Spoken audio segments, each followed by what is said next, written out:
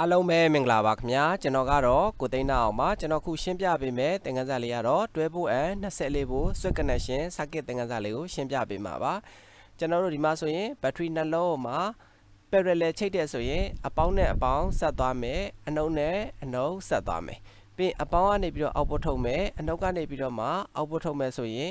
output မှာကျွန်တော်တို့တွဲဖို့ပဲပြန်ပြီးတော့မှထွက်မယ်ဒါမဲ့ battery ထုတ်ပေးနိုင်တဲ့အားနဲ့တူလောင်နိုင်တဲ့အားကြတော့ဘာဖြစ်လဲဆိုတော့ parallel ဆက်လိုက်တဲ့ခါကျရင်များလာမယ်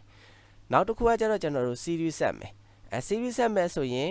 ဒီ battery ရဲ့အပေါင်းတစ်စားနဲ့ဒီအနှုတ်တစ်စားနဲ့ချိန်မယ်ဒါဆိုရင်ကျွန်တော်တို့ battery တစ်လုံးကအပေါင်းတစ်စားလွတ်သွားမယ်ကျန်တဲ့တစ်လုံးကအနှုတ်တစ်စားလွတ်သွားမယ်အဲ့လိုလွတ်တဲ့စီကနေပြီးတော့မှ output ထုတ်လိုက်တဲ့ဆိုရင်အထွက်မှာ24ဖို့ချိန်မယ်24ဖို့ထွက်မယ်ဒါဆိုရင်ခုကျွန်တော်တို့ဒီကောင်ကကြတော့ဗာလဲဆိုတော့လူကအဖြုတ်တက်လုပ်ပေးရမှာ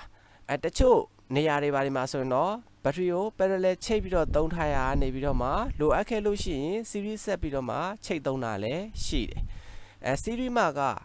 အပေါင်းနှုတ်မှာပြီးဆက်လို့ကိစ္စမရှိဘူးဥပမာကျွန်တော်တို့ဒီအပေါင်းနဲ့အနှုတ်ဆောင်ရမယ့်အစားအပေါင်းနဲ့အပေါင်းဆုံမိပြီးတော့မှအနှုတ်နှုတ်ကနေ output ထုတ်မိရင်သူလိုတဲ့ဖို့မထွက်တာပဲရှိမယ်ကိစ္စမရှိဘူးဘာလဲဆိုတော့ short ဖြစ်နိုင်တဲ့အနေရမရှိဘူးဒါပေမဲ့ parallel ချိတ်တဲ့ခါကျရင်တော့ကိုကအပေါင်းနှုတ်ကိုအမှတ်တမဲ့မှားပြီးချိတ်မိမယ်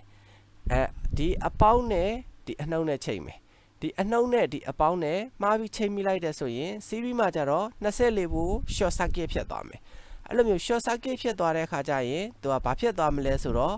ကျွန်တော်တို့ဒီ battery O တွေမီးလောင်နိုင်တဲ့အနေရရှိတယ်အဲ့လိုမျိုးမဖြစ်အောင်လို့ကျွန်တော်တို့အလွယ်တကူလူတိုင်းသုံးလို့ရအောင်ဆိုပြီးတော့မှဒီ switch connection circuit လေးကိုဆွဲပေးလိုက်တာဒါဆိုအခုကျွန်တော်တို့ဒီ switch connection circuit လေးကဘယ်လိုအလုပ်လုပ်မလဲဆိုတော့ခုကျွန်တော်တို့ခလုတ်လေးကိုအပေါ်တင်ထားတဲ့အချိန်ဒီမှာဒီ output မှာတွဲဖို့ထွက်တယ်ဒီခလုတ်လေးကိုအောက်ကိုချလိုက်တဲ့အချိန်ဒီမှာဒီရဲ့ output မှာ24ဖို့ထွက်တယ်အဲ့တော့ဒီ circuit လေးကျွန်တော်တို့ဘယ်လိုအလုပ်လုပ်သွားလဲဆိုတော့အပေါ်တင်ထားတဲ့အချိန်ဒီမှာ parallel ဖြစ်အောင်ဒီဇိုင်းထုတ်ထားလိုက်တယ်ဘယ်လိုမျိုးထုတ်ထားလိုက်လဲဆိုတော့ဒီ battery ရဲ့အပေါင်းကoutput လဲယူထားတယ်နောက်ပြီးတော့ကျွန်တော်တို့ battery ရဲ့အပေါင်းကဒီခလုတ်ရဲ့ဒီအပေါ် point ကိုလာထားလိုက်တယ်အဲ့လိုပဲကျွန်တော်တို့ဒီခလုတ်ရဲ့ common မှာကျတော့နောက်ထပ် battery တစ်လုံးရဲ့အပေါင်းလာထားလိုက်တယ်ဒါဆိုရင်ခလုတ်ကိုအပေါ်တင်လိုက်တဲ့အချိန်ဒီမှာဒီ battery အပေါင်းနှစ်ခုကခလုတ်ကနေတဆင့်ဆက်သွားမယ်အဲ့လိုပဲကျွန်တော်တို့ဒီခလုတ်မှာလည်းအတူတူပဲဒီအောက်က battery အနှုတ်ကကျတော့ဒီခလုတ်ရဲ့အပေါ် point ကိုယူထားတယ်ဒီ common မှာကျတော့နောက်ထပ် battery တစ်လုံးရဲ့အနှုတ်ယူထားလိုက်တယ်ဒါဆိုရင်ခလုတ်ကိုအပေါ်တင်ထားလိုက်တဲ့အခါကျရင်ဒီ battery ရဲ့အနှုတ်နဲ့ဆက်သွားမယ်ဒါဆိုရင် battery ရဲ့အပေါင်းနဲ့အပေါင်းဆက်တယ်အနှုတ်နဲ့အနှုတ်ဆက်တယ်ဆိုတော့ parallel ဖြစ်သွားတယ်အဲ့ဒီအတွက်ဒီမှာတွဲဖို့ထွက်တယ်နောက်ပြီးတော့ကျွန်တော်တို့ခလုတ်လေးကိုအောက်ဘက်ကိုချလိုက်မယ်အဲ့ခါကျရင်ကျွန်တော်တို့24ဖို့ထွက်သွားတယ်24ဖို့ထွက်တယ်ဆိုတော့သူက series ဖြစ်သွားတာseries ဘယ်လိုမျိုးဖြစ်သွားတာလဲဆိုတော့ကျွန်တော်တို့ကြည့်လိုက်မယ်ဆိုရင်ဒီရဲ့ကျွန်တော်တို့ battery ရဲ့အပေါင်းဒီ battery ရဲ့အပေါင်းကကြတော့ဒီ common မှာဝင်ထားတယ်ပြီးရင်ခလုတ်လေးကိုအောက်ချလိုက်တဲ့အတွက်ဒီနဲ့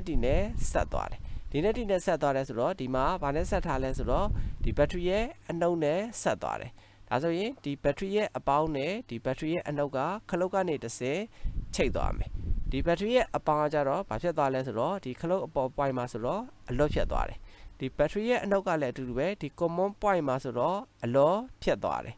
ဒါဆိုခုကျွန်တော်တို့ဒီ battery ရဲ့လွတ်နေတဲ့ battery ရဲ့အပေါင်းတစ်စားရဲ့လွတ်နေတဲ့ battery ရဲ့အနှုတ်တစ်စားရဲ့အောက်ပွတ်ယူထားတဲ့ line ဖြစ်တဲ့အတွက်အောက်ပွတ်မှာ24ဖို့ထွက်မယ်ဒါဆိုရင်သူကရိုးရှင်းရှင်းလေးပဲခလုတ်ကိုအောက်ချလိုက်တဲ့အချိန်ဒီမှာ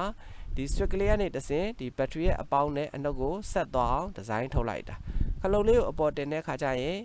parallel ဖြစ်ပြီးတော့မှတွဲဖို့ထွက်မယ်ခလုတ်လေးကိုအောက်ချလိုက်တဲ့ခါကျရင်24ဖို့ထွက်မယ် series ဖြစ်ပြီးတော့24ဖို့ထွက်မယ်ဒါဆိုအခုကျွန်တော်တို့တွဲဖို့နဲ့24ဖို့ပြောင်းတဲ့ switch connection circuit သင်ခန်းစာလေးကိုနားလည်ပြီလို့ထင်ပါတယ်ခင်ဗျာ